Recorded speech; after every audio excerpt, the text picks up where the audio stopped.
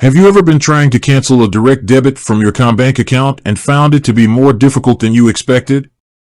In this video, I'm going to show you how to cancel a direct debit from your commbank account in 3 easy steps. Step 1. Log into your commbank account. You can do this by going to the commbank website or using the commbank app. Step 2. Go to your Accounts tab. From here, you can see a list of all your accounts. Step 3. Click on the account that you want to cancel the direct debit from.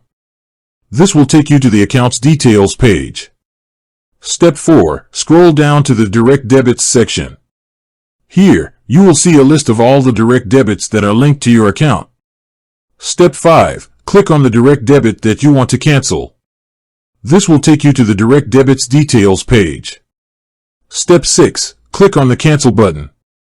This will cancel the direct debit. You can also cancel a direct debit by calling commbank customer service. If you cancel a direct debit, you will need to make sure that you have another way to pay for the service or product that the direct debit was for. You may need to provide the direct debit reference number when you cancel a direct debit.